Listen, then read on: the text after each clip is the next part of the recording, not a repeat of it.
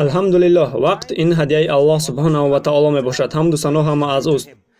Аллоҳ моро офарид ва вақти моро дар ин дунё муайян кард, яъне ки вақту замони муайян карда шуда. Ва Аллоҳ субҳонаҳу ва таоло пешакӣ ба ҳар яки мо маргро муқаррар кардааст.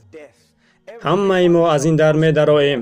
Аз вақти таваллуд, вақти мотобхӯриро сар мекунад ва дигар намеистад. Шумо хобед, вақт рафта истодааст, шумо роҳ мегардед, соат рафта истодааст. Пас биёед вақтро аз даст надиҳем. Аллоҳ субҳонаҳу ва таоло моро хабардор кардааст, ки вақт ширинӣ дорад. Ҳар як дақиқаи вақти худро он гуна бояд истифода барем, ки ҳангоми дар назди офаридгори худ истодан аз вақти истифода бурдаамон фахр дошта бошем.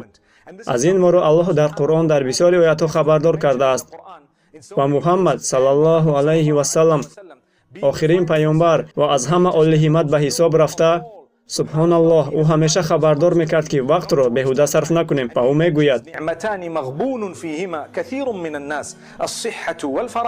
мегӯяд ки бо ду ҳадияи Аллоҳ субҳонаҳу ва таоло бисёри одамон фиреб мехӯранд, бисёри одамон зарурӣ қабул намекунанд, бисёри одамон дар ҳақиқат ба қадри онҳо намерасанд. Якеаш ин вақт ва яке дигараш бошад саломатӣ. Саломатии одам субҳаналлоҳ қадр карда намешавад то дами бемор шудан. Аллоҳ бар ҳар бандаи бемораш шифо бахшад, чӣ беморие набошад, дар чӣ ҳолате ки набошад. Ва барои ҳамин мо вақт дорем. Биёед вақтро ба фоидаи худ истифода барем. Ва дар ин вақтҳои пурарзиш мо бояд Қуръон бихонем, мо бояд илм биомӯзем. Чаро мо дар ин дунёем? Бисёри одамон ин дунёро тарк мекунанд, ҳатто намефаҳманд ки барои чӣ дар ин дунё буданд. Вале ин басанда нест. Аллоҳ ба мо дар бисёр чизҳо меҳрубонӣ ато кардааст. Ҳаёт ин рақобат нест, ҳаёт ин пул ҷамъ кардан нест. Агар маънои дунё ин бойгарӣ ва молу мулк мебуд, мо онҳоро бо худ ба он дунё мебурдем. Онҳоро бо худ ба дунёи охират мебурдем, ба дунёи баъдӣ.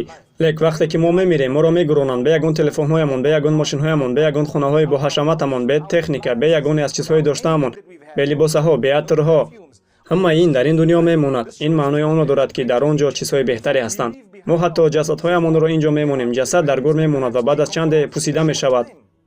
Мо бояд вақтро он гуна истифода барем, ки бифаҳмем барои чӣ мо дар ин дунё офарида шудаем, барои чӣ Аллоҳ маро халқ карда. Ҷавобашро бояд биҷӯем. Ва барои ҷавобро ёфтан мо бояд вақт ҷудо кунем ва каме кӯшиш ба харҷ диҳем. Танҳо ҳамин тавр мо ҳадияи бузурги Аллоҳ субҳанаҳу ва таолоро дарк мекунем. Бародаронам, хоҳаронам, тамошобинони азиз, биёед дарк кунем ин ҳадияи Аллоҳ субҳанаҳу ва таолоро. Набояд ки ҳатто як рӯзамон бе ибодати дурусти Аллоҳ гузарад, он гуна ибодате ки худи Аллоҳ мехоҳад. Набояд ки ҳатто як намозамонро қазо кунем. Бояд дар як рӯз ҳамаи 5 вақт намозро бихонем, 3 вақт не, 4 вақт не, 5 вақт. ва агар 5 вақт намоз хонда шавад, мо бояд бифаҳмем, ки вақти боқимондаро барои наздик шудан ба чизе расидан ва роҳҳои қариб шудан ба Аллоҳ субҳанаҳу ва таолоро пайдо намоем. Ана ин чиз ба мо кӯмак мекунад, ки дигар вақт наёбем.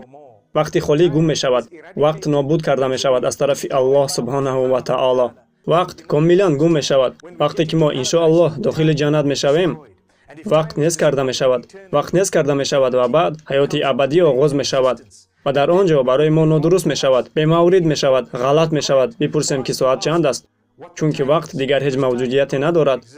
Як ҳоло бошад, вақт дорем, ӯро дуруст ва ба манфиати худ истифода баред. Ва бигзор ки Аллоҳ субҳанаҳу ва таоло ба ман ва ба шумо кӯмак кунад, то ки ҳар як дақиқа, ҳар як рӯз, ҳар як ҳафтаву ҳар як моҳамонро чунон гузаронем, ки баъд аз як сол пешравиамонро бубинем, комёбиҳоямонро бубинем ва ҳангоми вохӯрдан бо Аллоҳ субҳанаҳу ва таоло аз ҳама хушҳолтарин бошем ва албатта бо меҳрубонии Аллоҳ субҳанаҳу ва таоло. Бигзор ҳамаамон дохили биҳишт шавем. Ва саллаллоҳу ва саллама ала набийина Муҳаммад.